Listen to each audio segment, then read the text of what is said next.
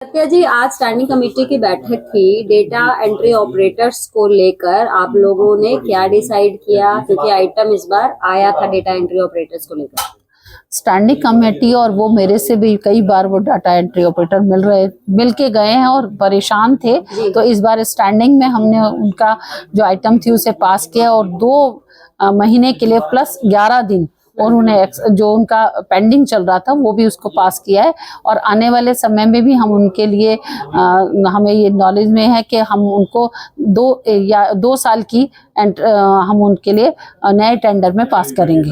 मतलब अगले बैठक में नई टेंडरिंग हो रही है, मतलब उसका आइटम आएगा और उसके बाद उनको अगले 2 साल के लिए एक्सटेंशन दी जाएगी। जी जी, अगले 2 साल के लिए क्योंकि बार बार उनको लैप्स करना पड़ रहा था टाइम उनके पास, मतलब उनकी नौकरी में जो गैप आ रहा था वो मतलब उनके लिए परेशानी दे रहा था। और बार बार यहाँ पर हमारे ऑफिस में आ रहे थे, मेयर साहब के पास जा रहे थे, नेता सदन के पास जा रहे थे। तो वो अब फ्री होके काम कर सकते हैं क्योंकि हम लोगों को भी उनकी बहुत आवश्यकता है।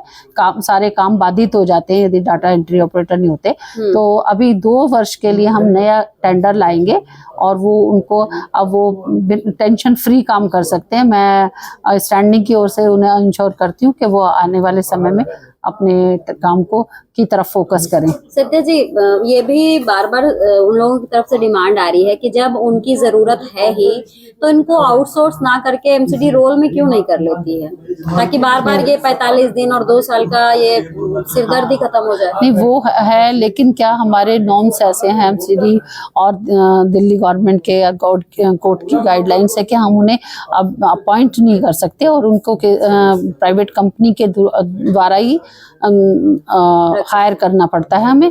हाँ, रख सकते हैं। तो इस तरह की परेशानी का हम भी समझ सकते हैं उन लोगों के साथ जो उनका गैप आता है सर्विस में, वो सभी के लिए परेशान करता है। लेकिन जो नियम है उन्हीं के तहत ये काम करा जा रहा है, तो मैं उनको इंश्योर करती हूँ कि उन्हें आगे से ऐसी परेशानी नहीं होगी। अच्छा, एक और जानकारी आपके नॉलेज में होगी कि एजुकेशन कमेटी ने अपनी तरफ से ये फैसला किया है कि वो अब स्कूलों के लिए लगभग 4000 कर्मचारी बढ़ाएंगी ताकि स्वच्छता और सुरक्षा दोनों बनी रहे। तो इसको लेकर स्टैंडिंग कमेटी चेयरमैन होने के नाते आपकी तरफ क्या ये मसला आया, ये विषय आया? मेरी जो हमारे शिक्षा समिति के अध्यक्ष हैं योगेश वर्मा जी से मेरी बातचीत हुई है और ये बात सही है कि हमारे स्कूलों में गार्ड्स नहीं है, सफाई कर्मचारी नहीं है। हमारी स्कूल की बिल्डिंग जो इतनी बढ़िया होती थी वो सफाई ना होने के कारण थोड़ा सा खराब स्थिति में है। तो वहाँ पर सफाई कर्मचारी भी होना चाहिए और सुरक्षा को लेकर वहाँ पर चौकीदार भी होना चाहिए। तो ये बहुत अच्छा एक प्रस्ताव है और हम इस पर ध्यान देंगे और ताकि हमारे स्कूलों के बच्चे सुरक्षित रहें और वहाँ पे साफ सफाई प्रॉपर तरीके से होती रहे। एक आखिरी सवाल लेना चाहूंगी। आज बार बार कमिश्नर साहब स्टैंडिंग कमेटी में फंड का मुद्दा उठा रहे थे। वो कह रहे थे चीजें तो मैं भी चाहता हूँ, एम्प्लॉयज की जो हालत है उस पर मुझे भी दुख होता है, लेकिन ये समस्याएं तो तब खत्म हो जब पैसे हो जेब में। तो वो किस तरफ इशारा कर रहे थे? दिल्ली सरकार की तरफ इशारा कर रहे थे कि वहां से फंड लाइए, या किस तरफ इशारा कर रहे थे वो? मैं माननीय मुख्यमंत्री का धन्यवाद करती हूँ कि उन्होंने आते ही हमें एमसीडी को जो उनका बकाया पैसा था वो रिलीज करवाया। और अभी देखिए जैसे हम जब से स्टैंडिंग कमेटी बनी है हमारी समय पर 1 तारीख को सैलरी आ रही है, तो ये भी कर्मचारियों के लिए बहुत शुभ संकेत है कि हमें दिल्ली सरकार की तरफ से पूरी तरह से सपोर्ट हो रहा है या मदद मिल रही है। तो उनका इशारा था क्योंकि नए प्रोजेक्ट को काम करने के लिए, नई सड़कें के लिए, क्योंकि पिछले 10-12 सालों से जो मतलब दिल्ली के हालात थे आम आदमी पार्टी सरकार की वजह से, वो अभी सड़कें जर्जर पड़ी हैं, नाले खराब पड़े हैं, टूटे हुए पड़े, तो उनके लिए फंड्स की बहुत जरूरत है। और सभी पार्षदों को 25 लाख रुपया बहुत कम लग रहा है और है भी बहुत कम, तो उनको फंड्स देना भी बहुत जरूरी है। तो कमिश्नर सर से मेरी भी बात हो रही थी, हम सभी पार्षदों को कुछ और फंड रिलीज करेंगे। कमिश्नर साहब ने कहा कि जो कंसेशनर्स हैं उनको 90 करोड़ जाना चाहिए, लेकिन 70 करोड़ ही जा रहा है। उसके अलावा उन्होंने कहा कि जो दिल्ली नगर निगम में कर्मचारी हैं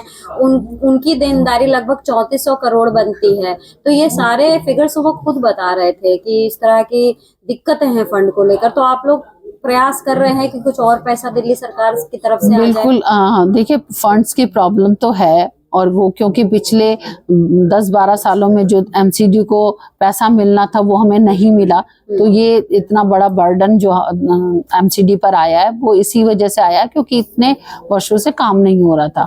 अभी जो कमिश्नर सर बता रहे हैं कि ये इतना इतना फंड इस हेड में हमें चाहिए, तो वो भी रिक्वायरमेंट है, लेकिन उसके लिए हमें और अपने सोर्सेज बढ़ाने चाहिए।